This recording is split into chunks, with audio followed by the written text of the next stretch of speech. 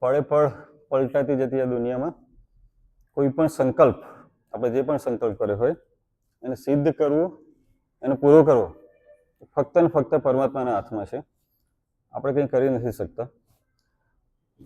આપણી ગીતા રૂપી ગંગાની આપણે જે ગંગોત્રીથી યાત્રા શરૂ કરી હતી, સમજો આજે ગંગા સાગરમાં મિલન થઈ રહ્યું છે. આપણે અંતિમ અધ્યાય સુધી પહોંચ્યા છે. બરાબર, એટલે ગંગા મૂળથી શરૂ કરીને હવે છેક આપણે સમુદ્ર સંગમ સુધી આપણે પહોંચ્યા છે, છેલ્લા અધ્યાય પર પહોંચ્યા છે. આપણા બધાનું સદનસીબ છે, આપ સૌનું ખાસ, કે 18મા અધ્યાય સુધી આપ પહોંચ્યા છો. બહુ આવે ને વિઘ્નો, આપણા હાથમાં હોતું નથી.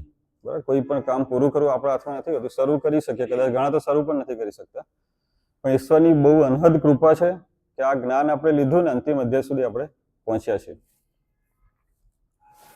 નામ બતાવે છે એ રીતે મોક્ષ સંન્યાસ યોગ એનું નામ છે. મોક્ષ અને સંન્યાસ, મોક્ષથી પણ સંન્યાસ, એવું કંઈક આપણે સમજવા પ્રયત્ન કરીશું કે મોક્ષથી વળી કેવો સંન્યાસ એમ. મોક્ષની પણ આકાંક્ષા, કર્મ સંન્યાસ એટલે આપણે આગળના અધ્યાયમાં જોયું, અધ્યાય 3, 4, 5 આ બધામાં કર્મ વિશે હતું બધું જુદું જુદું. ત્યાગની પણ વાત, 17મા અધ્યાયમાં આપણે ત્યાગ વિશે પણ જોયું. આમાં પણ આપણે થોડું એને વિશેષ સમજવા પ્રયત્ન કરીશું. મોક્ષનો સંન્યાસ મીન્સ જે કામ મોક્ષ માટે કરવું પડે એ સહજપણે કરવાનું, ઇનહરન્ટ સ્વાભાવિકપણે કરવાનું, પણ મોક્ષની આકાંક્ષા ના હોવી જોઈએ. આવવાનો જ છે, મોક્ષ મળવાનો જ છે. બરાબર, તમે કર્મનું ફળ ઈચ્છો કે ના ઈચ્છો એ બધી વ્યવસ્થા છે, સિસ્ટમ બહુ જડબે સલાક છે, મળવાનું જ છે, પણ એની આકાંક્ષા નહીં રાખવાની, સહજપણે કામ કરવાનું. એટલે એનું નામ મોક્ષ સંન્યાસ યોગ એવું આપવામાં આવ્યું છે. વિનોબા ભાવે બહુ ગીતા પર બુક લખી છે ને ઘણું બધું એમણે કીધું છે ભગવદ્ ગીતા વિશે. એમણે એવું કીધું છે કે મારું આ જે પ્રગતિ થઈ છે, બરાબર, મારી બુદ્ધિ, મારા સંસ્કાર, આ બધાનું શ્રેય પોતે ભગવદ્ ગીતાને આપે છે. એવું કહે છે કે માતાએ તો મારું શારીરિક મને દૂધ આપીને પોષે છે, પણ મારું જે આધ્યાત્મિક આખું જે ગઠન થયું છે ભગવદ્ ગીતાને આભારી છે. 9મા અધ્યાયમાં બીજો શ્લોક આપ સૌ જોઈ ગયા હશો. બધું ઘણા બધા એડજેક્ટિવ લગાવ્યા છે. ખાસ તો જે આપણે રિલેવન્ટ છે, આચરણમાં મૂકી શકાય એવું છે આખું જ્ઞાન. બરાબર, સહેજ પણ ટફ નથી. આપણે જો ઈચ્છીએ તો સારી રીતે આચરણમાં મૂકી શકીએ. શ્રેષ્ઠ છે, એટલે આનાથી ઉપર કોઈ જ્ઞાન જ નથી. સૌથી બેસ્ટ છે ભગવદ્ ગીતા. અને લાસ્ટ જે છે અવિનાશી છે. જો આપણે 5000 વર્ષ પછી ભણીએ છીએ ને અત્યારે, હજુ 50000 વર્ષ પછી પણ ભણીશું ભગવદ્ ગીતા. જે પણ હશે, જે પણ ફોર્મમાં હશે, અવિનાશી છે. આ ગમે તે યુગમાં આ જ્ઞાન એટલું જ રિલેવન્ટ છે, એટલું જ ઉપયોગી થવાનું છે. હવે આપણે સંન્યાસ અને ત્યાગથી શરૂઆત કરીશું આ સમજવાની. સંન્યાસ શું છે અને ત્યાગ શું છે.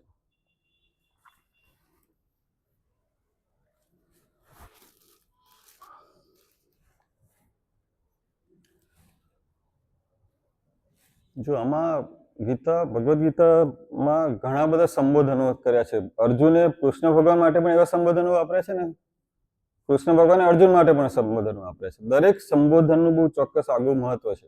આમાં જો સંબોધન શું છે, ઋષિકેશ મહાભાવ ને કહે છે અર્જુનનો પ્રશ્ન છે એકચ્યુઅલી.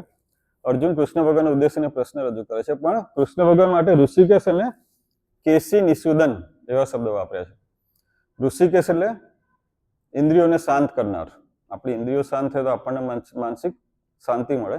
અર્જુનને અત્યારે મનમાં બધું બહુ જ ચાલી રહ્યું છે. કેસી નિષુદન, અર્જુનના મનમાં સંશય છે હજુ પણ, 18મા અધ્યાયમાં પણ હજુ પણ એને બધા બહુ સંશય છે કે કેવી રીતે કરવું અને આ બધું યોગ્ય છે કે નહીં. અને સંશયને અસુરો કીધા છે. સંશય એટલે અસુર, બરાબર. તો કેસી નામનો એક બહુ મહાભયાનક અસુર હતો, એનો કૃષ્ણ ભગવાને વધ કર્યો હતો, એટલે કેસી નિષુદન એવું એમનું નામ પડ્યું. જેમ કેસી નામના અસુરનો ભગવાને વધ કર્યો, એ જ રીતે અર્જુન કંઈક એવું જ કહેવા માંગે છે કે મારા મનમાં પણ અનેક સંશયો છે હજુ પણ આ મોમેન્ટે પણ, તો એનો પણ તમે એને દૂર કરો, એની સ્પષ્ટતા કરો, એ મારા સંશયરૂપી અસુરોનો તમે નાશ કરો.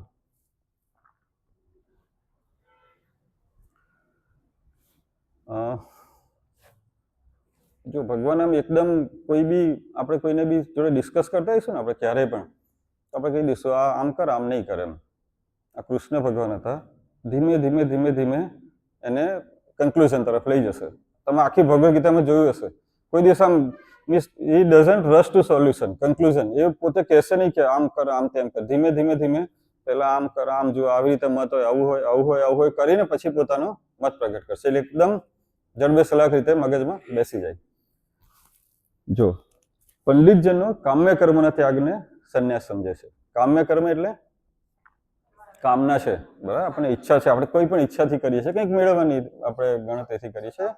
સકામ કર્મ, એક્ઝેક્ટલી સકામ કર્મ, બરાબર, તે કામ્ય કર્મ છે. આપણે કોઈ મેળવવું છે, કંઈક ઈચ્છા છે આપણે, એનામાંથી કંઈક ફળ આપણને પ્રાપ્ત કરવું છે, એ કામ્ય કર્મ છે. અને બીજું શું છે? ફળોનો ત્યાગ.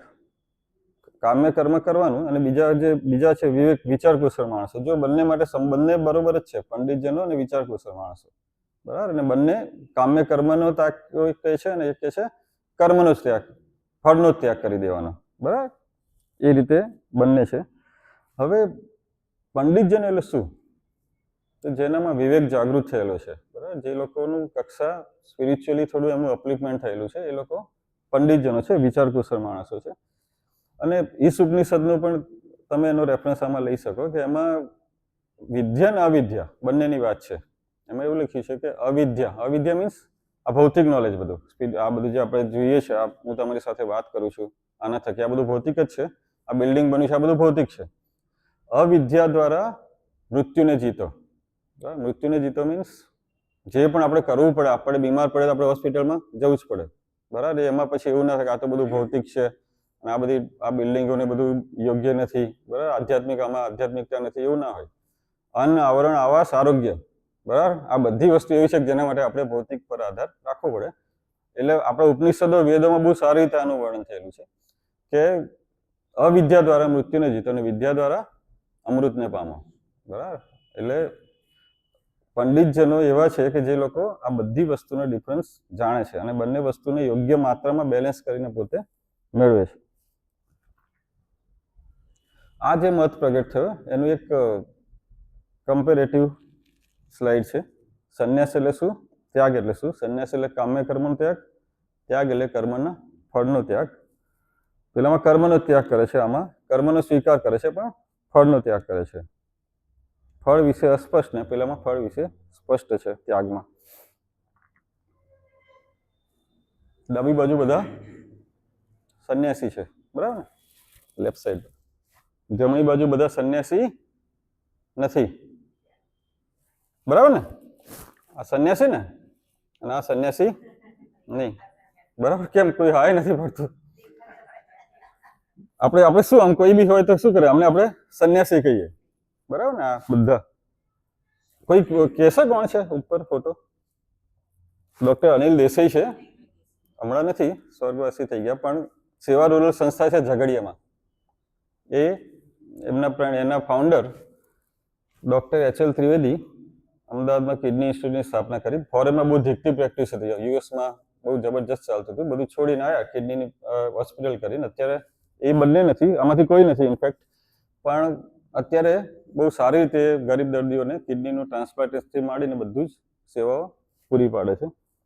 વિનોબા ભાવે છે તો કોઈ અજાણ નહીં હોય, ભૂતદાનની પ્રવૃત્તિ કરી. આ કંઈક તમને મળે, આ એકચ્યુઅલી ફોટા જ છે એકચ્યુઅલી કોઈકના ને કોઈકના, પણ આમનું કંઈ પ્રદાન કોઈને ખબર નહીં પડે એમ, બરાબર ને, કે આમણે શું કર્યું હશે, એમને સિદ્ધિ મેળવી હશે. કહેવાનો અર્થ એવું છે કે આઉટફિટ ઉપરથી તમારા જે ડ્રેસ છે, ઉપરના કપડા ઉપરથી તમે નહીં કહી શકો કે આ સંન્યાસી છે કે સંન્યાસી નથી. આ લોકો સંન્યાસી હોઈ શકે, આપણને ખબર નથી. આ લોકો તો 100% સંન્યાસી છે, ભલે એમને આઉટફિટ એવા નથી, બરાબર. સંન્યાસીથી પણ ઉપરની કક્ષા છે એમની. બધું છોડીને આ બધું કરવું એ નાની થોડી વાત છે.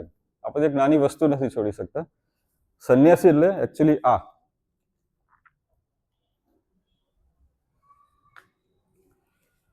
બધું જ કર્મ દોષ સુખ છે, માટે કર્મ નહીં કરવું. હજુ ભગવાન પોતાનો મત નથી આપતા. અગેન હજુ તો બધું ચાલ્યા જ કરે છે એમનું સમજાવવાનું.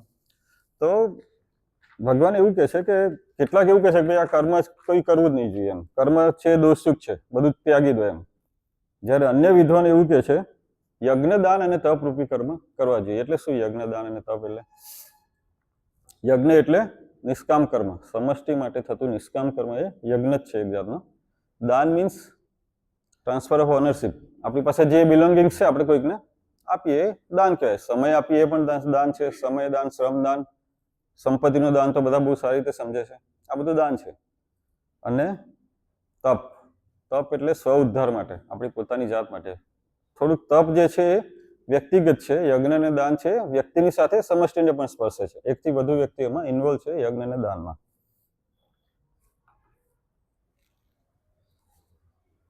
કોનો ફોટો છે? ચાણક્ય. આ એકચ્યુઅલી પ્રાચીન સંસ્કૃતનો એક સુભાષિત છે. નાલંદા વિદ્યાપીઠની જ્યારે સ્થાપના થતી હતી, ચાણક્ય ચંદ્રગુપ્ત મૌર્યના સંદર્ભમાં, જ્યારે એમના સમયમાં, ત્યારે એક ખેડૂત હતો, એણે પોતાની જમીન દાનમાં આપી દીધી વિદ્યાપીઠ કરવા માટે. ત્યારે ચાણક્ય આ શ્લોક બોલે છે, 100 જે હોય એમાંથી એક સુરવીર હોય, સત્યેષુ જાયતે સુરાહા.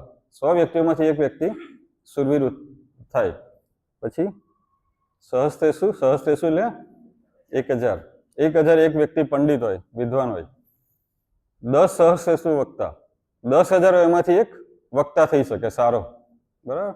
અત્યારે તો ઘણા બધા વક્તાઓ છે, પણ રિયલ સેન્સમાં વક્તા, જ્ઞાનદાન કરી શકે એ એક અક્ષરના વક્તાઓના એ સંદર્ભમાં છે. અને દાતા મીન્સ ડોનર. દાતા ભવતી વાનવ. દાતા તો હોય પણ ખરા ને ના પણ હોય. એ વખતે કીધેલું ચાણક્ય. દાનનું મહત્વ સમજાવે છે કે દાન શું છે. સંન્યાસ અને ત્યાગ. આ જે આપણો અધ્યાય છે એમાં આપણે 3 ગુણો આપણે મગજમાં રાખીશું સતત. સત્વ, રજસ અને તમસ. પછી એના સંદર્ભમાં કર્મ, પછી ધૃતિ, બુદ્ધિ, બરાબર, કર્તા, આ બધું આપણે 3 ત્યાગ, આ બધું આપણે 3 ગુણોના સંદર્ભમાં સમજવા પ્રયત્ન કરીશું. 18મા અધ્યાયનો આપણે પ્રથમ પૂર્વાર્ધ લઈ રહ્યા છે. ઉત્તરાર્ધ આપણે આવતા રવિવારે સમજીશું.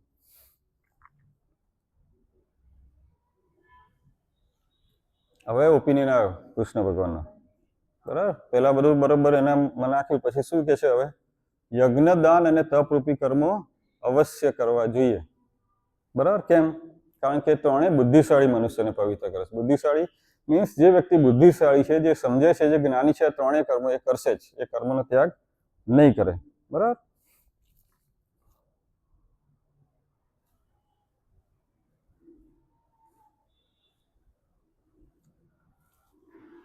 આ જે કર્મ કરવાના છે એ કઈ રીતે કરવાના છે? આસક્તિ રહિત. બરાબર ને? આ બહુ અગત્યનું છે. કર્મ તો બધા બહુ જ કરે છે, સારા કર્મો કરે છે, પણ ક્યાંક ને ક્યાંક આસક્તિ આવી જાય છે, ક્યાંક ને ક્યાંક ફળની લાલસા, ફળની આકાંક્ષા છે એ આવી જાય છે. તો આવી રીતે કરવાના છે. અને બીજું શું, આમાં ભગવાન જે બોલે બ્રહ્મ વાક્ય જો એમાં બધું કશું એ નહીં, છતાં બી નિશ્ચિત અને ઉત્તમ મત છે એવું કીધું ભગવાને. જો નીચે છેલ્લે બરોબર આમ કોક્સ્યોર કે આ મારો નિશ્ચિત અને ઉત્તમ મત છે કે આ બધા કર્મો કરવા જોઈએ. અને એ પણ કેવી રીતે કરવા જોઈએ? આસક્તિ, કર્તવ્ય કર્મ છે આપણું એ રીતે તો કરવાનું જ, પણ આસક્તિ રહિત કરવાનું. બરાબર? એકદમ મારો આ નિશ્ચિત અને ઉત્તમ મત છે એવું કે છે. હવે આપણને એવું થાય કે કર્મનું ફળ જ જો ના મેળવવાનું હોય તો કર્મ શું કરવાનું? આપણે અહીંયા કર્મ કર્યું, હું ત્યાંથી અહીંયા આવ્યો, પછી આ બધું કર્યું, તો ફળ તો જો ફળની જ આપણને પેલી એ ના રાખીએ તો આપણે કર્મ કઈ રીતે કરીશું એમ. તો એકચ્યુઅલી એવું છે કે તમે 2 ફાયદા થાય ફળની ઈચ્છા વગર કર્મ કરવાથી. એક તો તમે ફળનો જો વિચાર નહીં કરો તો કર્મમાં ફૂલ્લી ફોકસ રહેશો 100%. બરાબર? 100% આપણે કર્મમાં જ ધ્યાન આપીશું, કારણ કે આપણને ફળની ઈચ્છા જ નથી. જે આવે ફળ આપણે ઉપરવાળા પર છોડીએ છીએ. તો કર્મ જો આપણે સારી રીતે કરવું હોય તો કર્મ કરતી વખતે ફળની કોઈ વિચાર નહીં કરવાનો. પહેલો સૌથી મહત્વનો ફાયદો, અને આપણને પણ જે યુઝફુલ છે, મોસ્ટ યુઝફુલ છે એવો ફાયદો આ છે. સેકન્ડ, એ પણ બહુ મહત્વનું છે કે નિષિદ્ધ કામ્ય કર્મો છે, જેમ કે ચોરી કરવી, લૂંટફાટ કરવી, કોઈને છેતરવા, બરાબર, એ બધા કર્મો પછી થાય તો તમે ફળની જ ઈચ્છા ના રાખો તો આવા કર્મો થાય? કોઈ કરે જ નહીં. કોઈ પણ ખોટા કામો થાય જ નહીં પછી, કારણ કે એને ફળની ઈચ્છા જ નથી. સારા કામોમાં આવી રીતે વિચારે, ખોટા કામો થાય જ નહીં. એટલા માટે ફળનો કોઈ પણ રીતે વિચાર નહીં કરવાનો. આસક્તિ રહિત કર્મ. એક જૂના જમાનાની વાત છે. 2 શિષ્યો હતા ગુરુના. એ લોકો નદી પર જતા હતા, પછી નદીમાં બહુ જ પાણી હતું. વિચારતા હતા કે હવે આપણે તરીને સામે નીકળી જઈએ. ત્યાં એક યુવતી હતી, એ રડતી હતી. એટલે એક શિષ્યએ કીધું કે આ કેમ રડે છે, આપણે જોઈએ આવું મીન્સ કે એને દુઃખ લાગે છે. બીજા શિષ્ય કે તું આ બધામાં જા નહીં, આપણે આપણું કામ કર, આપણે આ બધામાં પડવાની જરૂર નથી એમ. તો કે ના પૂછી તો જોઈએ. પૂછ્યું, પેલી સ્ત્રીએ કીધું કે મારા પિતાજી બીમાર છે, સામેના ગામમાં છે, નદીમાં બહુ જ પાણી છે ને હું અત્યારે ક્રોસ કરી શકું એમ નથી પરિસ્થિતિ એમ, અને કોઈ બોટ પણ નથી, સમય પણ એવો થઈ ગયેલો હતો. એટલે શિષ્ય એ લેડી હતી, છોકરી હતી નાની, એને ખભા પર બેસાડી દીધી. પેલા શિષ્યને બે જણા નદી પાર કરી લીધી. સામે કિનારે ગયા એટલે એને મૂકી દીધી, પછી બે જણા ચાલવા માંડ્યા.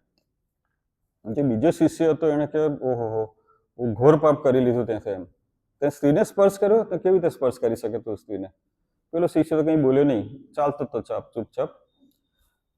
પછી પેલા શિષ્ય ફરીથી કીધું કે તને એવું લાગે છે કે કોઈ પાપ નથી કર્યું એમ? આપણા ગુરુએ આપણને શું શીખવ્યું છે અને તે શું કર્યું આજે? પેલો શિષ્ય તો પણ કંઈ બોલ્યો નહીં, ચાલતો તો ચૂપચાપ. ત્રીજો શિષ્ય પેલો બીજો શિષ્ય તેને ફરીથી પાછું કીધું કે હું આ બધું ગુરુજીને કહેવાનો છું અને તને એવું લાગે છે કે ગુરુજી તને માફ કરી દેશે? એવું લાગે છે? તને આશ્રમમાંથી જ હવે કાઢી મૂકશે એમ, કે તું સ્ત્રીને કઈ રીતે તું તારા ખભા પર બેસાડી શકે એમ. પેલા શિષ્ય બહુ સરસ જવાબ આપ્યો કે એ સ્ત્રીને મેં તો સામા કિનારે ક્યારની ઉતારી દીધી છે, પણ મને લાગે કે તારા માથા પર હજુ એ સ્ત્રી બેઠેલી જ છે એમ, તું એ સ્ત્રીને લઈને ફરે છે. બરાબર, મેં તો એ સ્ત્રીને ક્યારની ઉતારી દીધી. મીન્સ કર્મ કર્યું એણે, પણ આસક્તિ રહિત કર્યું. કોઈ એને બસ એક ફરજના ભાગરૂપે કર્યું, પછી મૂકીને ચાલવા માંડ્યું. આસક્તિ રહિત કર્મ એની આ વાત છે. જો નિયત કર્મનો ત્યાગ. હવે આપણે ત્યાગના 3 પ્રકારના સંદર્ભમાં આપણે ત્યાગને સમજીશું. બરાબર, તો આ તામસ ત્યાગ વિશે વાત કરે છે. તામસ ત્યાગ એટલે શું? નિયત કર્મનો ત્યાગ ઉચિત નથી. બરાબર, નિયત કર્મ એટલે શું? આશ્રમ ઉચિત કર્મ એટલે નિયત કર્મ.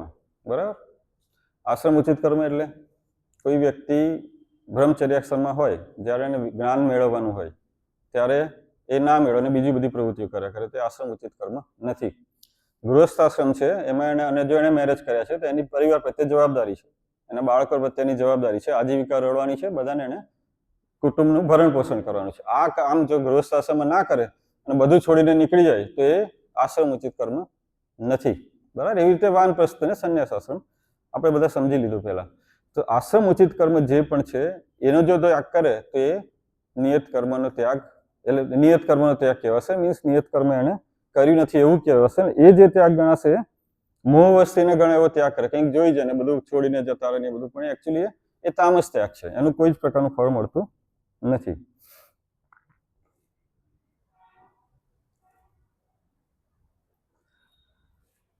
ઘણા ત્યાગ કરે પણ એવું કરે કે જે પણ કંઈ કર્મ છે એ બધું દુઃખરૂપ જ છે, નકા હું કોઈ કર્મ કરીશું તો, અને ઘણાને એવું લાગે કે મને શારીરિક કષ્ટ પડશે.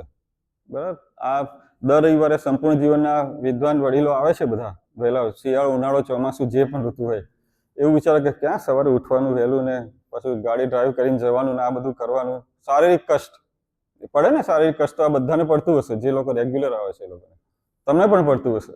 બરાબર, તમે લોકો પણ બેઠા છો અહીંયા જેટલી પણ સંખ્યામાં, પણ એવા શારીરિક કષ્ટના ભયથી કોઈ કામ જ શરૂ ના કરે અથવા કામ કરે જ નહીં, તે ત્યાગ કેવો કહેવાય? રાજસ ત્યાગ કહેવાય.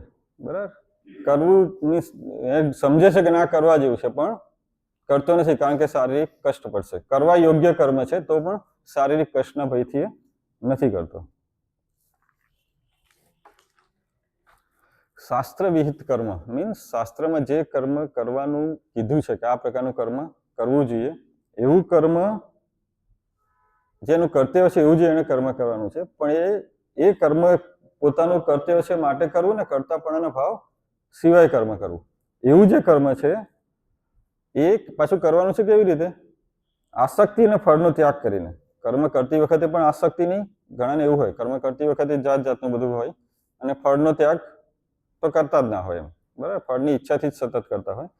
તો શાસ્ત્ર વિહિત કર્મ છે, કરવું એ મારું કર્તવ્ય છે, કર્તવ્ય પણાની ભાવનાથી કર્મ કરવું, ફળની કોઈ અપેક્ષા નહીં રાખવી ને પૂરી નિષ્ઠાથી કર્મ કરવું, એવું કરીને જે પછી ફળનો જે ત્યાગ કરે એ સાત્વિક ત્યાગ ગણાય.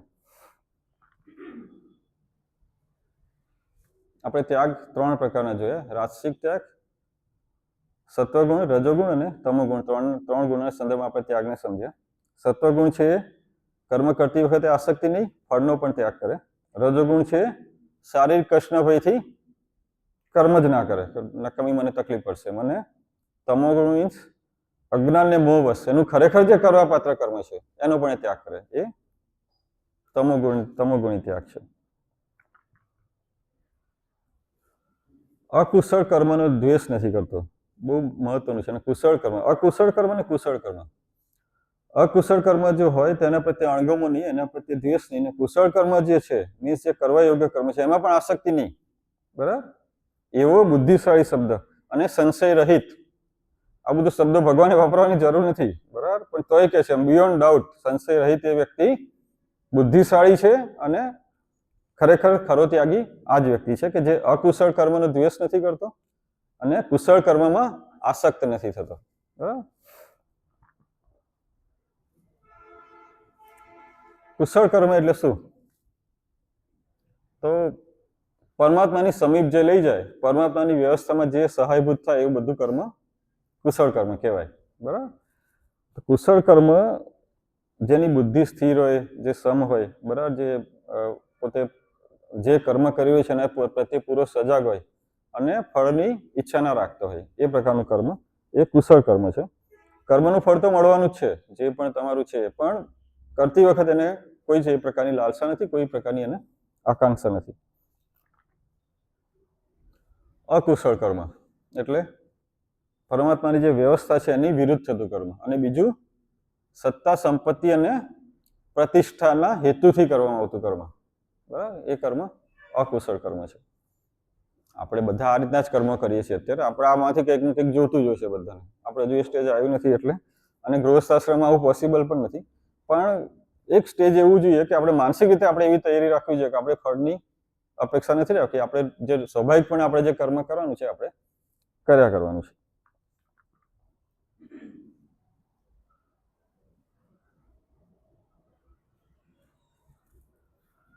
પૂર્ણરૂપે બધા કર્મને ત્યાગ કરવો શક્ય નથી. બરાબર, જો આ વાત વારંવાર 18મા અધ્યાયમાં પણ આવે છે, હજુ પણ આવશે, પાછળના શ્લોકોમાં પણ આવશે. ઈશ ઉપનિષદમાં કીધું છે કે 100 વર્ષ સુધી મનુષ્ય કર્મ કરવું જોઈએ, જીવન પર્યંત મૃત્યુ સુધી કર્મ કરવું જોઈએ. બરાબર, એવું વારંવાર આવે છે. મીન્સ કર્મનો ત્યાગ થતો નથી. દેહધારી મનુષ્ય, આપણે દેહ ધારણ કરેલો છે. આપણે મનુષ્ય મીન્સ આપણે તો આત્મા છે, હમણાં આપણે આ દેહ ધારણ કરેલો છે. તો દેહધારી મનુષ્ય છે એને તમામ પ્રકારના કર્મ કરવાના જ છે. બરાબર, કર્મ કર્યા પછી કર્મફળનો ત્યાગ કરે, કર્મ તો કરવાનું જ છે, પછી ફળનો ત્યાગ કરે, એ ખરો ત્યાગી ગણાય.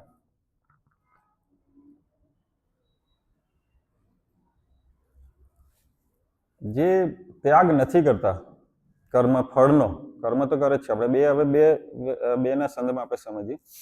એક એવા છે કે જે કર્મ કરે છે પણ કર્મફળનો ત્યાગ નથી કરતા. બરાબર, એટલે મોટા ભાગે આપણે બધા એ કેટેગરીના છીએ. એને શું થાય? એને સારું ફળ મળે, ખરાબ ફળ મળે અથવા મિશ્ર મળે. બરાબર, આ 3 જ હોય ને, 3માંથી કોઈ ચોથો ઓપ્શન છે નહીં. આ 3 જ મળે, 3માંથી ચોથું ના હોય. આમાં એક અગત્યનું શું છે, મહત્વનો શબ્દ, મૃત્યુ પછી પણ ભગવદ્ ગીતામાં કીધું છે. મૃત્યુ પછી કઈ રીતે ફળ મળે? મીન્સ પુનર્જન્મ છે એ ભગવદ્ ગીતામાં એસ્ટાબ્લિશ થયું. બરાબર ને, મૃત્યુ પછી મીન્સ આપણે અત્યારે જે ભોગવી રહ્યા છે જરૂરી નથી કે બધું અત્યારનું જ છે. બહુ સારામાં સારી વ્યક્તિઓને ખરાબમાં ખરાબ પરિસ્થિતિમાં મુકાવવું પડે છે અત્યારે. આ જન્મમાં તેમના કોઈ આપણને દેખાતા જ ના હોય, પણ આમાં લખ્યું છે મૃત્યુ પછી પણ મળે. મીન્સ હશે કંઈ પૂર્વજન્મના સંચિત કર્મો. તો સારું, ખરાબ અથવા મિશ્ર એ જ્યારે પણ એનું ફળ પાકે ત્યારે એ ફળ મળે જ છે જે ફળની અપેક્ષા રાખે છે એને. પણ કર્મફળનો ત્યાગ કરે એના માટે એને કોઈ ફળ જ નથી હોતું. કેમ? એના માટે ફળ નથી હોતું એવું નથી, ફળ તો હોય જ છે, ફળ તો મળે જ છે, પણ એને કોઈ જ અપેક્ષા જ નથી ફળની. એ સદૈવ પ્રસન્ન રહે છે, સારું મળે, ખરાબ મળે, બધામાં એ સદૈવ પ્રસન્ન રહે. સાચો સંન્યાસી આ છે કે જે કર્તાપણાની ભાવના વગર કર્મ કરે છે. બરાબર, એટલે એને કર્તાપણાની ભાવના જ ના આવે, પછી જે પણ ફળ આવે એનો એ સહજ સ્વીકાર કરી લે. હવે આપણે જોઈશું કર્મ સિદ્ધિના આવશ્યક પરિબળો. કોઈ બી કર્મ થાય તો એ કઈ રીતે સિદ્ધ થાય, કોઈ પણ કર્મ છે એમાં કઈ કઈ વસ્તુ જરૂરી છે એ આપણે સમજવા પ્રયત્ન કરીશું. જો આ સંબોધન હવે મહાબાહો સંબોધન કૃષ્ણ ભગવાન અર્જુન માટે વાપરે છે. બરાબર, મહાબાહો મીન્સ બહુ જ મજબૂત, મહાબળવાન. એટલે કૃષ્ણ ભગવાન એવું સ્વીકાર કર્યું કે તું મહાબાહો છે. બરાબર, એવું સ્વીકાર કર્યું. પછીનું વાક્ય અગત્યનું છે. મહાભાવ છે એવું ભગવાન સ્વીકારે છે, છતાં પણ શું કહે છે? કોઈ પણ કર્મ સિદ્ધ થવા માટે 5 કારણો સાંખ્ય શાસ્ત્રમાં બતાવેલા છે. 5 મીન્સ મહાભાવ તું છે બધું જ છે, પણ કર્મ સિદ્ધ થવા માટે શું છે? આ 5 કારણો છે. હવે પછી આપણે સમજીશું. એ કારણોથી જ કોઈ પણ કર્મ સિદ્ધ થાય છે. સાંખ્ય શાસ્ત્ર એ કપિલ મુનિ એની રચના કરેલી. જે 3 ગુણો આવ્યા છે, સત્વ, રજસ ને તમસ, એ સાંખ્ય શાસ્ત્રમાંથી લેવામાં આવે છે. આ જ્યારે કૃષ્ણ ભગવાન વાત કરી રહ્યા છે એની પહેલા, બરાબર, વૈદિક કાળમાં આની રચના કરવામાં આવેલી. આ 5 સાધનો છે, 5 પરિબળો છે કે જેનાથી કોઈ પણ કર્મ સિદ્ધ થાય કે ન થાય. પહેલું સ્થાન. સ્થાન એટલે જગ્યા.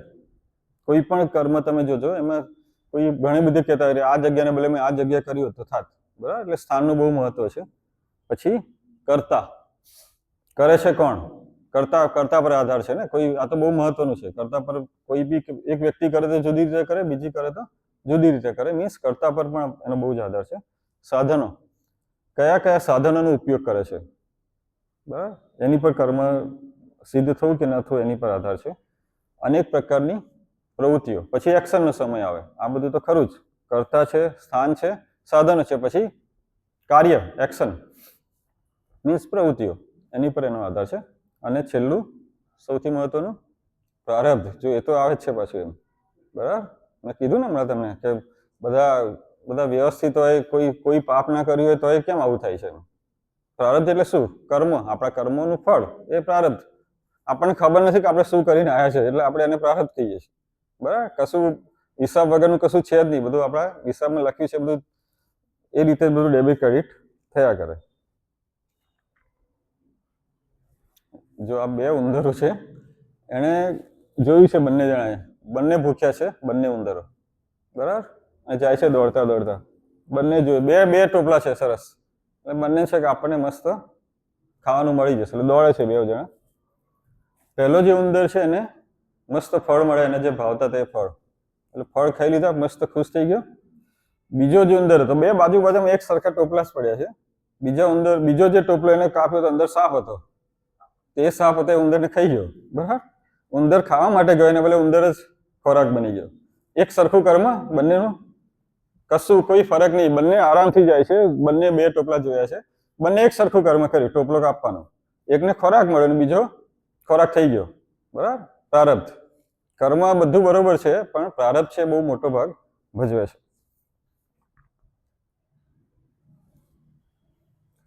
આપણે જે કર્મ કરીએ છીએ, મોટાભાગે આપણે એવું માનીએ છીએ કે આપણે બોલીએ, આપણે કંઈ પણ કર્મ કરીએ શારીરિક રીતે, એ આપણે એને કર્મ ગણીએ છીએ. પણ કર્મ મનથી પણ થાય, વાણીથી પણ થાય અને શરીરથી પણ થાય. મનથી મીન્સ આપણે કોઈ વિચાર કરીએ, કોઈના વિશે ખરાબ વિચારીએ, કંઈક હિંસક વિચારો કરીએ, તો એ પણ એક પ્રકારનું કર્મ છે, બરાબર, ન કરવા જેવું કર્મ છે. વાણીથી તો બધું જ કર્મો આપણે કરીએ છીએ. કોઈને ખુશ કરીએ છીએ, કોઈને દુઃખી કરીએ છીએ, તો ઘણી બધી વખત થાય છે.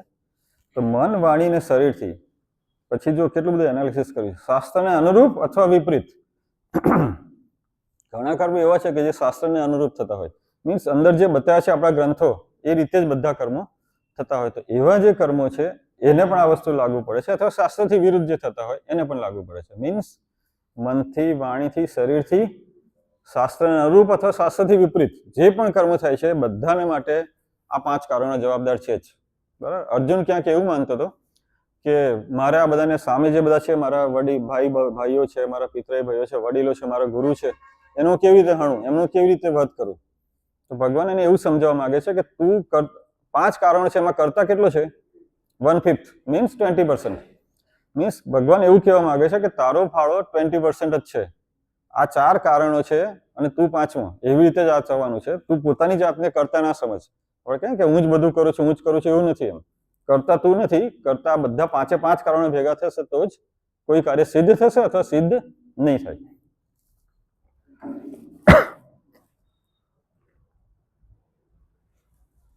ઘણા કેવા હોય છે, મોટા ભાગના, કે કંઈ પણ કર્મ હોય તો એમાં પોતાની જાતને જ સમજે કે આ હું જ બધું કરું છું, બરાબર. કંઈ પણ આ બહુ જ રિલેવન્ટ છે ને આપણને બધાને ઇક્વલી એપ્લાય થાય છે આ વસ્તુ. આપણે કંઈ પણ કર્મ કરી તો મેં કર્યું તો આ થયું, મેં કર્યું તો તેમ થયું, હું ના હતો માટે આ ના થયું, પોતાની જાતને બહુ ઊંચી કક્ષામાં મૂકી દે છે. એને શું કીધા છે? મલિન બુદ્ધિના ને અજ્ઞાની. બરાબર? મલિન બુદ્ધિ, જેની બુદ્ધિ મલિન છે, દૂષિત થઈ ગઈ છે જેની બુદ્ધિ, એવો, અને અજ્ઞાની, જેને કોઈ જ્ઞાન જ નથી, એ વ્યક્તિ એવું માન્યા કરે છે.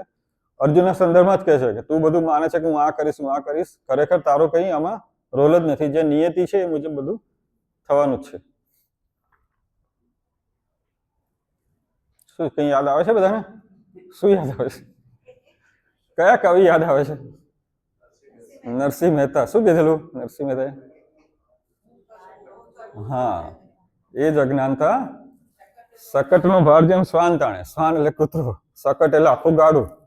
આ કૂતરાને એવું છે કે હું આખું બધું 2 બળદ સહિત બધાનો ભાર લઈને ફરું છું માથે. બરાબર? નરસિંહ મહેતાના વાક્ય છે કે હું કરું એ જ અજ્ઞાનતા, બહુ મોટી અજ્ઞાનતા છે. નરસિંહ મહેતા કશું ભણેલા નતા, કંઈ જ ભણેલા નતા. એવું કહેવાય છે કે 52 વખત ભગવાન એમના માટે આવેલા ઉપર કામો કરવા, જુદા જુદા, 52 ટાઈમ્સ. બરાબર? કંઈ હોય, આપણે બધા ઘણી બધી વાતો તો જાણીએ છીએ, ઘણી બધી આપણે નહીં પણ જાણતા હોઈએ, પણ એમણે આ કીધું છે. એટલે આ કોઈ ઓર્ડિનરી માણસના મોંમાંથી નથી આ નીકળ્યા આ શબ્દો. બરાબર? એટલે આપણે બધા એવું માનીએ છીએ કે હું જ કરું છું, જે આમ જેમ આ કૂતરાને પણ એવું લાગે છે કે બધું હું જ કરું છું એમ. એકચ્યુઅલી એ હોય કે ના હોય કંઈ એને ફરક પડતો નથી.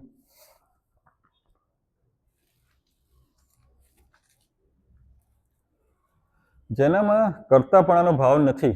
બરાબર? ઘણાને એવું છે કે કોઈ કામ કરતા હોય તો હું કરું છું, આપણે હમણાં આગળ વાત કરી એવો હું પોતે કરું છું એવો ભાવ નથી. તો એ વ્યક્તિ કોઈને હણે છે તો પણ એ કોઈને હણતો નથી. બરાબર? કારણ કે એને પોતાને એવું નથી કે હું આ વસ્તુ કરી રહ્યો છું. અર્જુનને અહંકાર છે થોડોક કે મારું ગાંડી ધારી હું છું અને મારા બાણ થકી આ બધા મરી જશે, એવું બધું અર્જુનને છે. એટલે એ અહંકાર દૂર કરવા માટે કહે છે કે તું કર્તાપણાના ભાવમાંથી નીકળી જા. બરાબર? અને સાંસારિક જે બાબતો છે કે હું આ કરીશ તો આવું થશે, એમાંથી પણ તું હમણાં બહાર આવી જા, એવું ભગવાન કહેવા માંગે છે.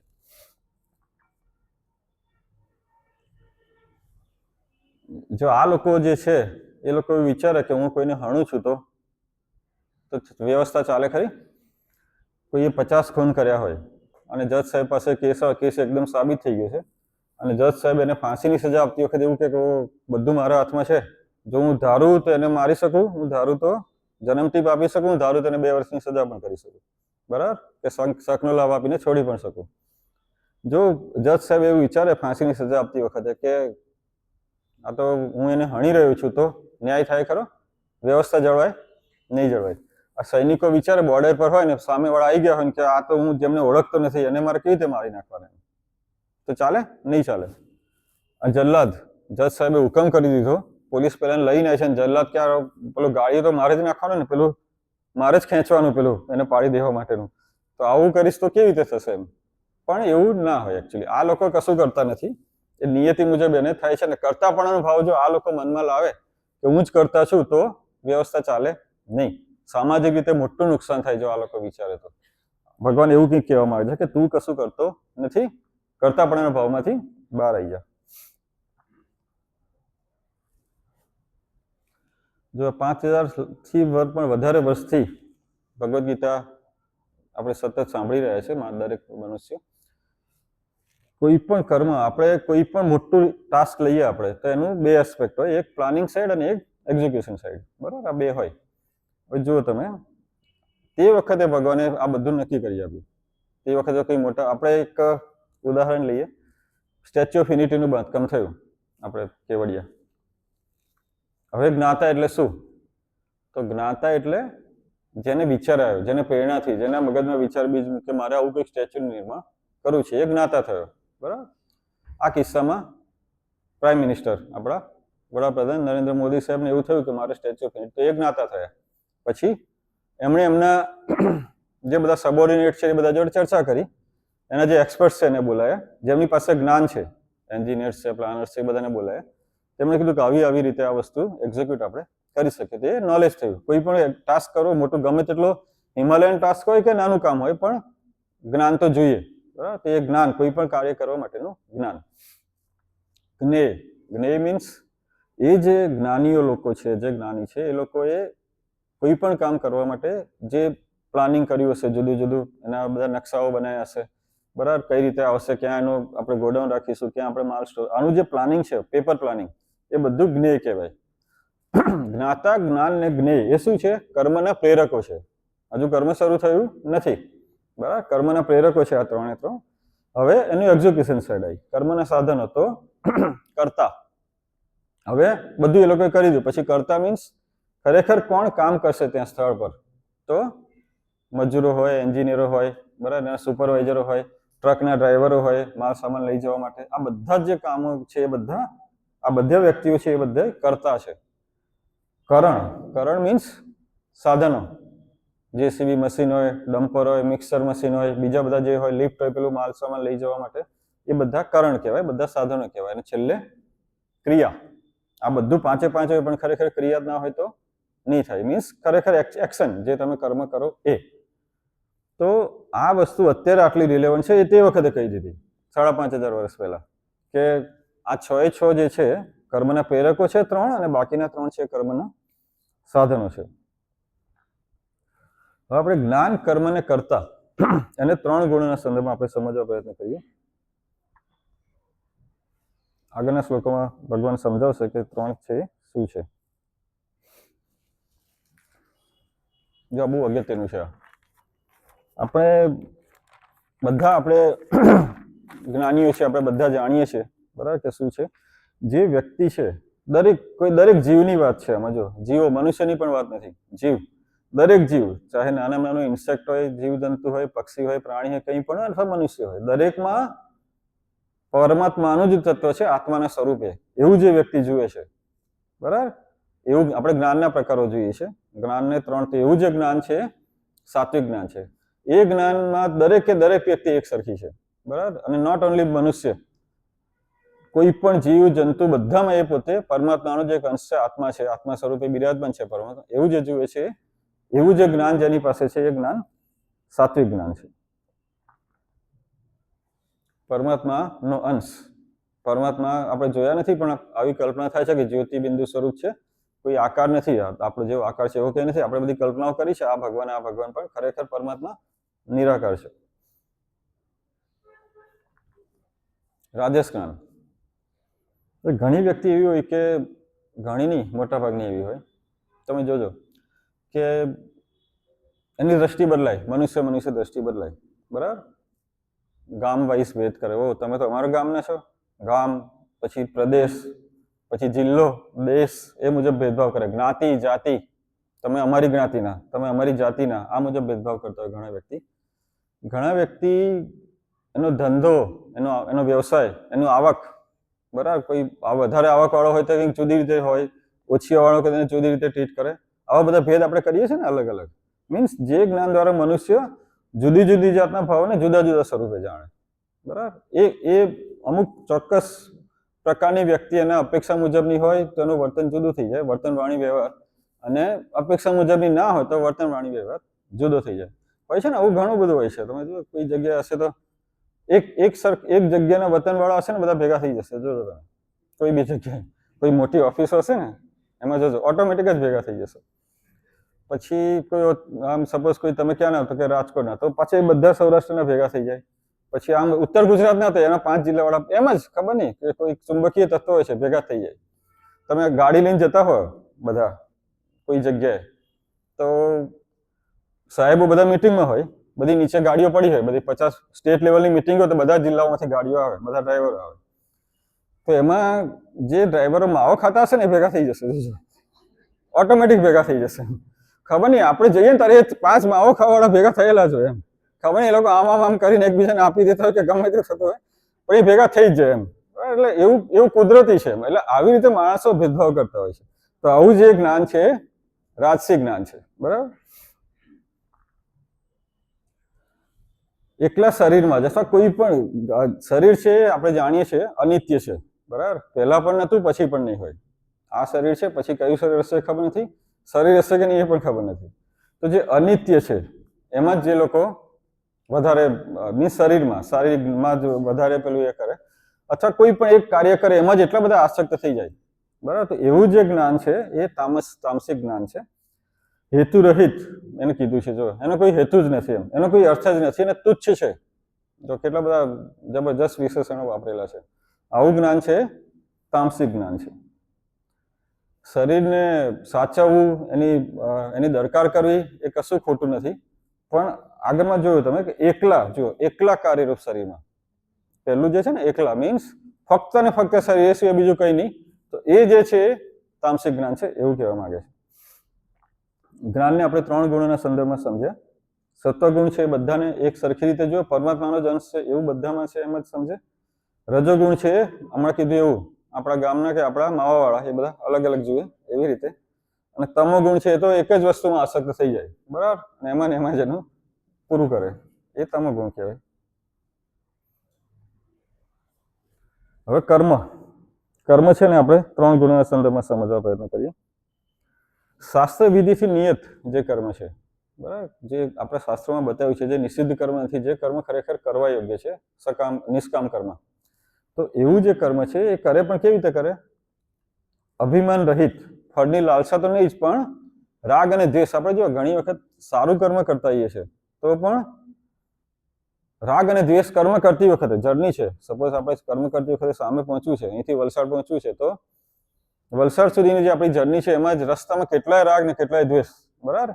એટલે કર્મની જે યાત્રા છે એમાં અમુક વ્યક્તિ પ્રત્યે આપણે રાગ થાય, અમુક વ્યક્તિ પ્રત્યે આપણે દ્વેષ થાય, તો એવું જ પણ નહીં, બરાબર. કર્મ કરતી વખતે પણ રાગ નહીં, દ્વેષ નહીં, કોઈ કર્મ પ્રત્યે પણ કોઈ આસક્તિ નહીં અને ફળની કોઈ લાલસા નહીં. આવું જે કર્મ છે સાત્વિક કર્મ છે. કોઈ મહારાષ્ટ્રીયન છે અહીંયા? કોઈ નથી? વસ્તુ વાંધો તો હું ગમે તે અનુવાદ કરીશ ને તો બધા માની લેશે. મહારાષ્ટ્રીયન તો કોઈ ભૂલ કાઢે કે આવું થાય. આ તુકારામ છે, સંત તુકારામ.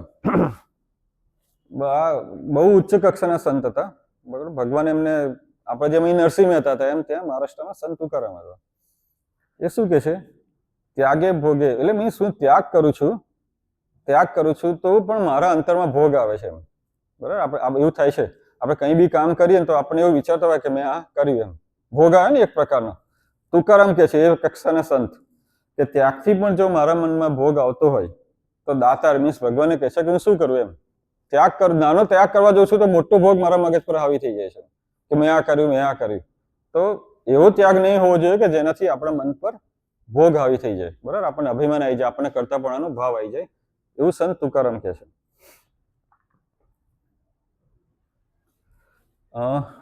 રાજસ કર્મ જે અત્યારે મોટા ભાગના આપણે બધા કરતા હોઈએ છીએ, પરિશ્રમ વેઠીને ભોગોની ઈચ્છા છે, આપણે ભોગોની ઈચ્છા છે ને અહંકારી માણસ વડે કરવામાં આવે, એ રાજસ કર્મ છે. અતિ પરિશ્રમ તો બધા વેઠતા જ હોય છે, બરાબર. આપણે જે પણ કામ કરીએ છીએ બધા પરિશ્રમ કરીને જ કરીએ છીએ, પણ પરિશ્રમ કરીને જે કામ કરવામાં આવે અને ભોગોની ઈચ્છા, આ બહુ મહત્વનું છે, બરાબર. આપણને જે આપણે કરીએ છીએ એમાં આપણને ભોગવવું છે, આપણને કંઈક મેળવવું છે, એના માટે આપણે કર્મ કરીએ છીએ. એના માટે ગમે તેટલો અતિ પરિશ્રમ કરવા પણ વ્યક્તિ તૈયાર થઈ જાય, તો એ રાજસ કર્મ છે. અહંકાર વિશે 2 પંક્તિઓ હતી તો અહીંયા જસ્ટ મૂકી છે તમને જોવા માટે.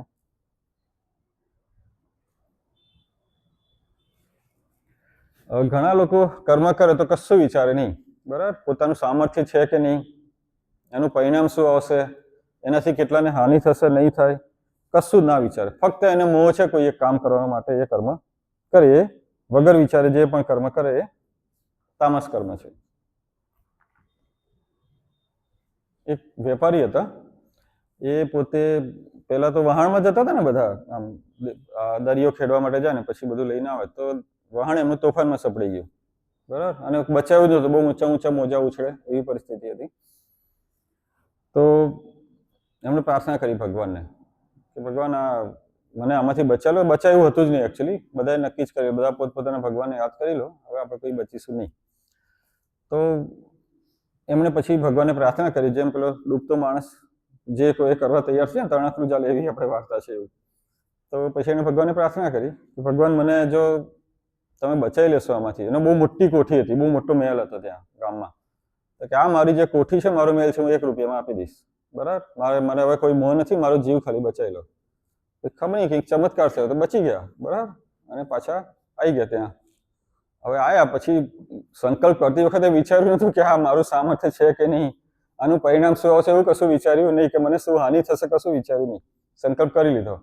વેપારી હતા, બહુ બુદ્ધિશાળી હતા, એને આપવું નતું. હવે 1 રૂપિયામાં આટલી બધી મારો મહેલ આપી દેવાનો, બોલતા તો હું બોલી ગયો તે વખતે, પણ આવું તો કેવી રીતે થાય એમ, બરાબર, એવા બધા વિચારો આવવા મળ્યા. પછી એને સરસ એક પેપરમાં જાહેરાત આપી કે આ મહેલ છે મારો, ફોટા બોટા મૂકે. જયારે વહાણ હોતે ત્યારે પેપરો નતા, હા, એટલે એવું બધું નહીં કરવું. આવા કોટવાળા માણસો નતા એ વખતે, જયારે વહાણમાં દરિયો ખેડતો હતો ત્યારે. આ તો એક આપણે આ એક સિમ્બોલિક છે. પેપરમાં સરસ જાહેરાત આપી કે મારો સરસ મહેલ છે, એને 1 રૂપિયામાં આપી દેવાનો છે. પછી બધા બહુ જ લોકો આવ્યા ત્યાં, કોણ ના આવે, કે બધા ઉમટી પડે એમ. પછી કે એક શરત છે કે ખાલી 1 રૂપિયામાં આપવાનો છે, પણ એની જોડે જોડે મારે બિલાડી પણ આપવાની છે. બિલાડીની કિંમત 3 કરોડ રૂપિયા છે, અને આ કોમ્બો ઓફર છે, બરાબર. આપણે પેલું મલ્ટીપ્લેક્સમાં કોમ્બો ઓફર હોય ને, કે એકની જોડે બીજું આવે છે, એમ લેવું જ પડે. આપણે કઈ નથી ના લેવું જ પડે તો એમ. એટલે કે આ બિલાડી 3 કરોડની છે, આને તો 1 રૂપિયો જ છે ખાલી એમ. એક જણે ખરીદી લીધું. કોઠીની કિંમત હતી જ ખરેખર 3 કરોડ. બિલાડી લઈને જવા દીધી, પણ એને વિચાર ના કર્યો જે તે વખતે. ભગવાને છેતર્યા, બરાબર ને. એ તો બધું ઉપર એને ખબર જ હોય, બધું ભગવાને બધું ખબર જ હોય. પણ આવું પણ ઘણા રસ્તા કાઢતા હોય છે, કશું વિચાર્યા વગર નક્કી કરી નાખે કોઈને કોઈ વસ્તુ.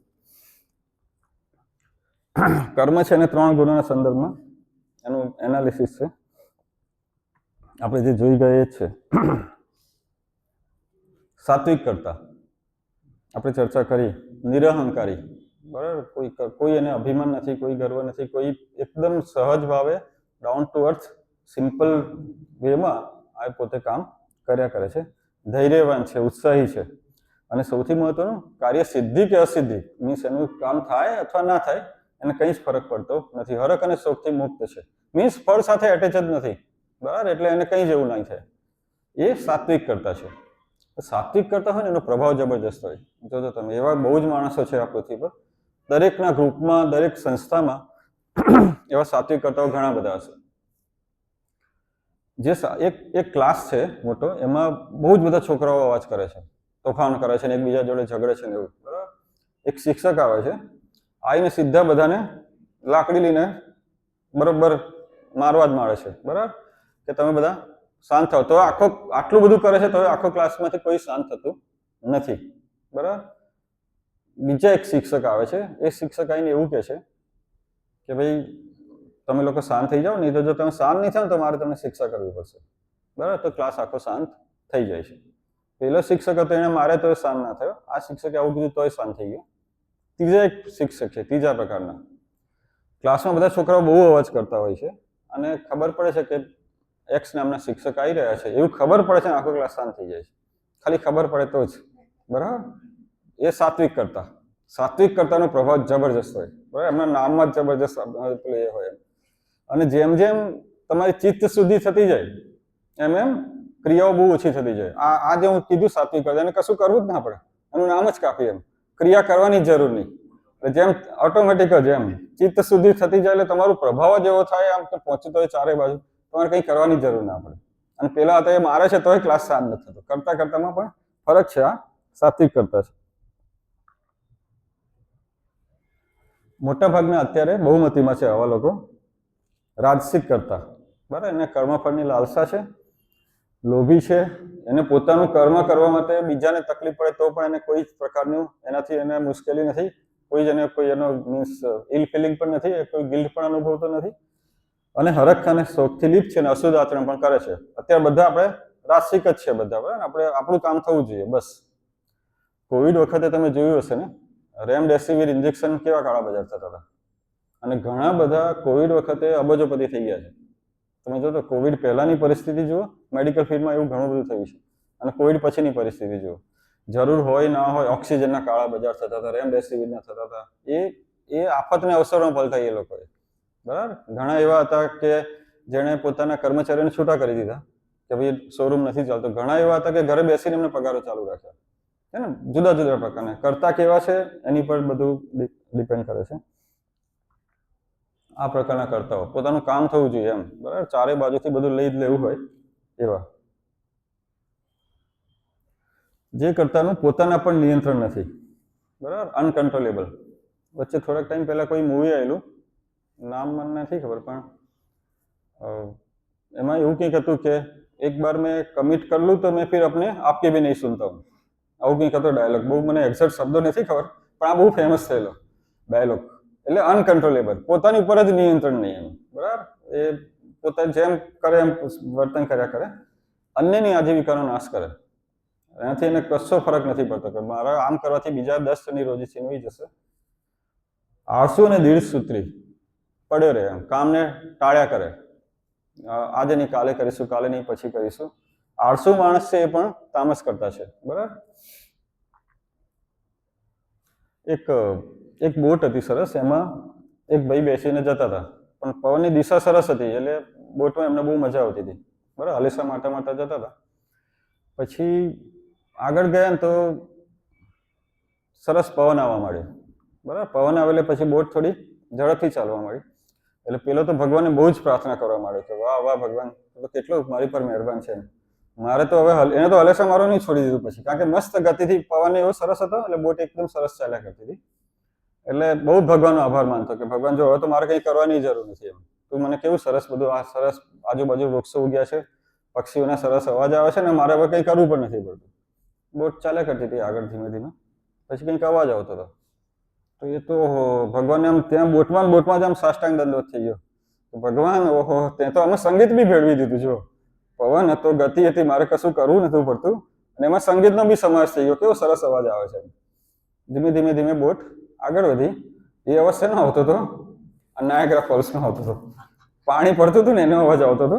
અને પાછળ પેલા ભાઈની બોટ છે એ પછી ધીમે ધીમે પડવાની હતી, એમ, બરાબર. એ ભાઈને ખબર નથી કે એ તો પોતાનામાં મસ્ત હતા એમ એકદમ. પછી એ નજીક આવ્યા, નીચે પહોંચાડવા એટલા બધા પ્રયત્નો કર્યા, એટલા બધા હલેસા મારે, પણ કંઈ થાય પછી એ જ તબક્કે આટલા ફોર્સમાં શું થાય, એ ભાઈએ પોતાનું જાન ગુમાવ્યું, બરાબર. એટલે 800 ને દીર્ઘસૂત્રી માણસો આ પ્રકારના હોય. કરવું ના હોય એમને, કશું જ કરવું ના હોય, જેમ ચાલે એમ બધું ચાલવા દેવું, તો પછી એમનો અંત પછી આવો આવી શકે. કરતા જે છે એને 3 ગુણોના સંદર્ભમાં.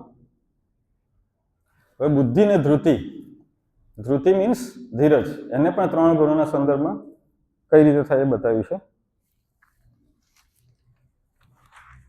ભગવાન એવું કહે છે કે 3 જે છે તું મારી પાસેથી સાંભળ.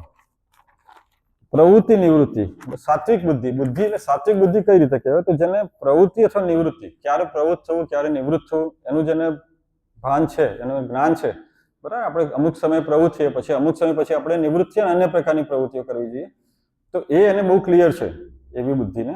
અને કર્તવ્ય અને અકર્તવ્ય, પોતાનું કર્તવ્ય શું છે, આશ્રમ ઉચિત કર્મ કયું છે જે મને કરવાનું છે, અકર્તવ્ય કયું છે એને ખબર છે.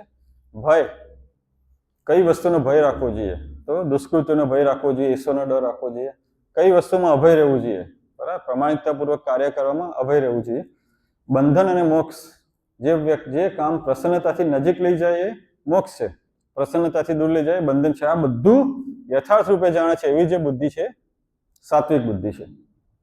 જનક રાજા તે સાત્વિક બુદ્ધિના સ્વામી હતા. સુખદેવજીને પણ સાત્વિક બુદ્ધિ હતી. ઘણી વ્યક્તિઓ છે કે જે ધર્મ પોતાનો શું છે એ નથી જાણતી, પોતાની ફરજ શું છે, પોતાની ફરજ નિષ્ઠાથી કઈ રીતે કામ કરવું એ કશું જાણતી નથી, બરાબર. કર્તવ્ય શું છે, અકર્તવ્ય શું છે, કયું કરવું જોઈએ, કયું ના કરવું જોઈએ એને કંઈ ખબર જ નથી. યથાર્થ પણ નથી જાણી શકતો. જાણતો હોય થોડું થોડું, પણ સાચા અર્થમાં નથી જાણતો. એ એવી બુદ્ધિ છે, રાજસી બુદ્ધિ છે. તામસી તો એકદમ જબરજસ્ત, બરાબર, હાઈએસ્ટ લેવલ ડેન્જરસ. એ અધર્મને જ ધર્મ સમજે, બરાબર. એ જે પણ કરતો હોય એમાં કે ઓહો આ જ ધર્મ છે, હું જે કરું છું એ જ સાચું. કોઈ ક્યારે તને કંઈ ખબર નથી પડતી. આ જ સાચું ને આ જ ધર્મ છે, બધા અર્થોને ઉલટા સમજે. પેલા એક છે ને આશ્રમમાં આવું એક ગુરુજી આવી રીતે ભણાવતા હતા શિષ્યોને. તો એક બિલાડી હતી ને ત્યાં વારે ઘડીએ ને આ લોકોને ડિસ્ટર્બ કર્યા કરે. આજે બિલાડી બહુ આવે છે ને, મારે પેલામાં બિલાડી પેલા બીજું બોલવા જેવું, તમે બધા બિલાડીથી કંટાળી ગયા હશે, પણ આમાં તો ખરેખર જ બિલાડી છે. એટલે બિલાડી આવે ને બધાને ડિસ્ટર્બ કર્યા કરે. એટલે ગુરુજી એવું કીધું કે આ બિલાડી બહુ ડિસ્ટર્બ કરે, એક કામ કરે ને ઝાડ પાસે બાંધી દો, ફર્યા ના કરે વચ્ચે વચ્ચે. શિષ્યએ બાંધી દીધી, પછી એમનું જ્ઞાનદાનનું કામ ચાલે કર્યું. ગુરુજી પછી એક્સપાયર થઈ ગયા. બિલાડી તો હતી પણ ગુરુજી બહુ વૃદ્ધ હતા. બિલાડી હતી, બિલાડીને બાંધવાનું ચાલુ રહ્યું. પછી એ બિલાડી મરી ગઈ જે બાંધતા તે. પછી બીજા ગુરુ આવ્યા. એ સવારે આવ્યા એના માટે. પછી એમણે એવું કીધું કે બિલાડી ક્યાં છે? બિલાડી કેમ બાંધેલી નથી? પેલા કે ગુરુજી એ તો પેલા ડિસ્ટર્બ કરતી હતી, તો મરી ગઈ બિલાડી. એ તમને લોકોને ખબર પડતી તો છે નહીં એમ. બિલાડી બાંધ્યા સિવાય આપણું જ્ઞાનનું કામ થાય જ નહીં એમ. બરાબર? બિલાડી બાંધવાની એમ. બિલાડી નથી, ત્યાં કોઈ ડિસ્ટર્બ નથી કરતી, તો ગામમાંથી બિલાડી પકડી લે. બિલાડી બિચારી ત્યાં ખુશ હતી, એને પકડી લે ને અહીંયા બાંધી દીધી બિલાડીને. આવી રીતે અને પાછું જ્ઞાનદાનનું કામ ચાલુ કર્યું. એટલે જે અર્થ હતા એ અર્થને સમજ્યા જ નહીં, એકદમ ઉલટા અર્થ સમજીને પોતે કામ કર્યું. બુદ્ધિ છે એને 3 ગુણોના સંદર્ભમાં આપણે જે જોયું એ જ છે, એની કમ્પેરેટિવ સ્લાઇડ છે. ધીરજ, અવ્યભિચારીણી ધીરજ. ધૃતિ એટલે ધૈર્ય. હવે આપણે ધૃતિને આપણે સમજીએ છીએ 3 ગુણોના સંદર્ભમાં. અવ્યભિચારીણી ધીરજ મીન્સ તમે જે કામ કરો છો ફૂલ્લી ફોકસ્ડ રહીને એ કામ તમે કરો. બરાબર?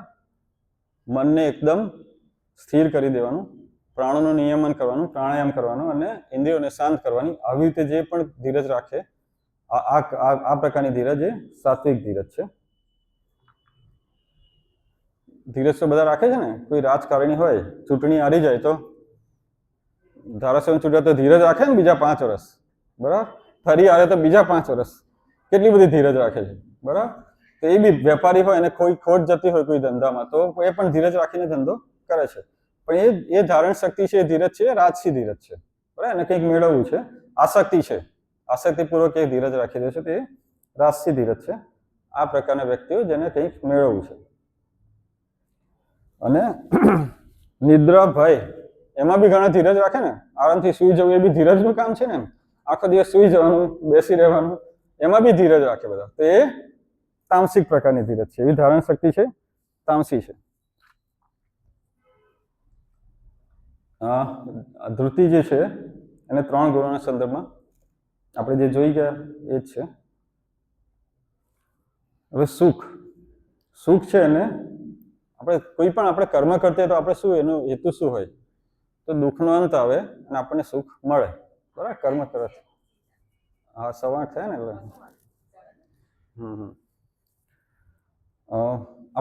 આપણો હેતુ એ છે કે કોઈ પણ કર્મ કરે તો આપણને એનું સુખ મળે ને આપણા દુઃખનો અંત આવે. તો એ જે આપણને સુખ મળે છે, એ સુખ એના પણ 3 પ્રકાર છે. બરાબર? એ આપણને આગળના શ્લોકોમાં સમજાવે છે.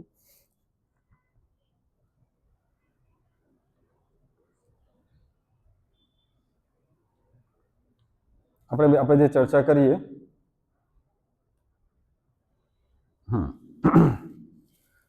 આરંભમાં ઝેર જેવું લાગે. મીન્સ કોઈ બી, જો તમે કોઈ બી સારું કર્મ તમે કરતા હશો તો એમાં આવું થશે. શરૂઆત કોઈ મેડિકલમાં કોઈ છોકરો જાય છે તો 9મા ધોરણથી એનું ચાલુ થાય એની યાત્રા.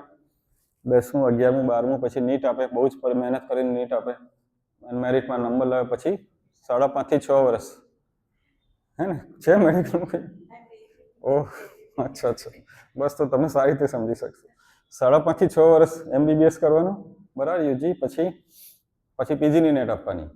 બરાબર? નીટ આપવાની પીજીની. એમાં પાછું કરવાનું.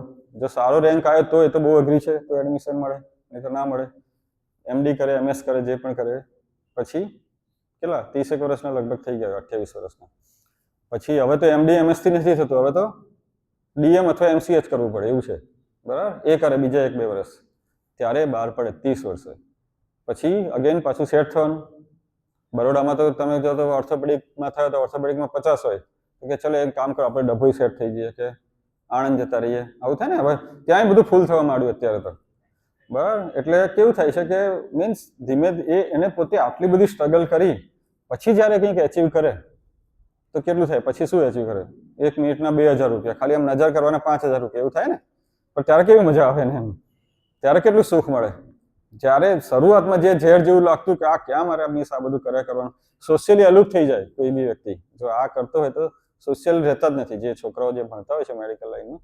તો મીન્સ એ મેડિકલનું મેં તમને ઉદાહરણ આપ્યું, પણ આ જે સુખ છે આત્મજ્ઞાનની પ્રસન્નતામાં. આત્મજ્ઞાની જે વ્યક્તિ હોય એને જે પ્રસન્નતા મળે, એને પોતાના સુખ માટે બાહ્ય પરિબળ પર આધાર રાખવો પડતો નથી. આ લેવલે પહોંચવા માટે શરૂઆતમાં તકલીફ પડે, બરાબર, પણ પાછળથી એ જ વસ્તુ તમને અમૃત સમાન પૂરવા થાય. ઇન્દ્રિયો અને વિષયોના સંયોગથી, બરાબર, કોઈ બી એડિક્શન, સ્મોકિંગ કરતા હોય, કોઈ ડ્રિંક કરતા હોય તો કેવી મજા આવે ને, હું સ્વર્ગમાં છું એવું લાગે. પેલું મૂવી આવેલું ને એનું ગીત હતું, આજ મેં ઉપર આસમાન નીચે, એવું ગીત આવતું કે એટલે જયારે બરોબર રેડી હોય ત્યારે આવા જ બધા વિચારો આવે, બધું સુખ એને બાકી બધા પેલા લાગે એમ, બરાબર, એવું એને સુખ લાગતું હોય. કરપ્શન કરતા હોય કોઈ તો પણ કેવું આમ પૈસા આવતા હોય, સોનાના બિસ્કીટો આવતા તો કેવું સારું લાગતું હોય એમ, પણ પછી ધીમે ધીમે એ વસ્તુ વિષ સમાન પુરવાર થાય, બરાબર. હા, પકડાઈ જાય ત્યારે પોતે બી જાય, ફેમિલી બી જાય, સામાજિક પ્રતિષ્ઠાને હાનિ થાય, બરાબર, ઘણું બધું થાય. એટલે શરૂઆતમાં તમને લાગે કે આ મજા આવે છે, પણ એનો અંત બહુ જ ખરાબ હોય. ભગવદ્ ગીતામાં જે કીધેલું એ વુડરો વિલ્સને એ જ કીધું છે કે ભવિષ્યમાં જેનો વિજય થવાનો છે એના માટે ભલે અત્યારે મારો પરાજય થતો હોય તે મને મંજૂર છે, અત્યારે મારો વિજય થાય પણ ભવિષ્યમાં પરાજય થવાનો છે એવું મને કંઈ કરવું નથી. ભૂતકાળે તેમજ પરિણામે, બરાબર, આવું જે સુખ છે, નિદ્રા અને આળસ અને પ્રમાદ, સૂઈ જતા હોય એટલે મીન્સ એ કરતી વખતે પણ એને, એ કર્મ કરતી વખતે પણ એને મોહિત કરે છે ને, એને એ મોહવશ થઈ જાય છે કે આમાં સુખ છે, અને પછી તેને એનું ફળ ખરાબ જ મળે છે. તો એ જે સુખ છે તામસ સુખ છે. ભોગકાળે ને એના પરિણામે બંને વખતે એને મોહિત કરે એ સુખ તામસ પ્રકારનું સુખ છે. જો હાથમાં મોબાઈલ છે, આરામથી સુઈ ગયા છે, ચોપડી ખાલી નામની છે, ચોપડી કહીએ છે ખબર નથી આપણને, બરાબર, અને મોબાઈલથી શાંતિથી બેઠા છે, બરાબર, આ તમો ગુણી વ્યક્તિ છે. સુખને 3 ગુણોના સંદર્ભમાં સત્વગુણ છે શરૂઆતમાં ખરાબ લાગે, પછીથી સારું પુરવાર થાય. રજોગુણ છે શરૂઆતમાં અમૃત જેવું લાગે પણ એ સારું પુરવાર ના પણ થઈ શકે, અને તમો ગુણ તો શરૂઆતમાં એવું અને પછી પણ એવું, બરાબર, એના માટે સારું પણ આમ ખરેખર એને ફીલ કરવા માટે સારું, ફીલ ગુડ કહીએ ને એવું, બાકી પછી કશું નહીં. આ પૃથ્વી ઉપર આકાશમાં, જો પૃથ્વી તો બહુ આપણું તો કંઈ અસ્તિત્વ નથી, આખો મોટો સમુદ્ર છે ને એક બિંદુ જેવું છે આપણે બ્રહ્માંડના સંદર્ભમાં જોઈએ તો, બરાબર, બિલિયન્સ ઓફ લાઇટ, એક પ્રકાશની ઝડપ આપણે જાણીએ છીએ, બરાબર, એ પ્રકાશને ટ્રાવેલ કરતા પણ બિલિયન્સ ઓફ યર્સ થાય, એટલી દૂર બધા ગેલેક્સીસ છે, ગ્રહો છે બ્રહ્માંડના સંદર્ભમાં. પરમાત્માએ જેનું સર્જન કર્યું છે, આપણે પૃથ્વી તો એનું કંઈ અસ્તિત્વ જ નથી, એટલે આ શબ્દ વાપર્યો છે. આ પૃથ્વી પર અને આકાશમાં, બરાબર, ઉપર એ બધી બહુ ઘણી બધી મોટી દુનિયા છે, આપણાથી 1000 વર્ષ પાછળ બી હોઈ શકે અથવા આપણાથી લાખ વર્ષ આગળ બી હોઈ શકે, ખબર નથી આપણને, એવી દુનિયા છે, ત્યાં જીવ પણ છે, બધું જ છે. આ પૃથ્વી ઉપર આકાશમાં દેવોમાં પણ, દેવોને પણ આમાંથી બાકાત નથી રાખ્યા, અને એ સિવાય ક્યાંય એવા કોઈ, જો મનુષ્યની જીવ શબ્દ વાપર્યો છે, મીન્સ પશુ પ્રાણી બધા આવી ગયા, આમાંથી કોઈ પણ મુક્ત નથી કે જે પ્રકૃતિમાંથી જન્મેલા 3 ગુણોથી મુક્ત હોય. 3 ગુણ મીન્સ સત્વ, રજસ અને તમસ, આપણા બધામાં 3 ગુણો વધતા ઓછા પ્રમાણમાં છે. તમે બધા અહીં બેઠા છો, એ તમારો કયો ગુણ છે અત્યારે? સત્વગુણ પ્રભાવિત થયો છે તમારા બધા, બરાબર, એટલે તમે લોકો અહીં બેઠા છો, આ બધું પૂરું કર્યું.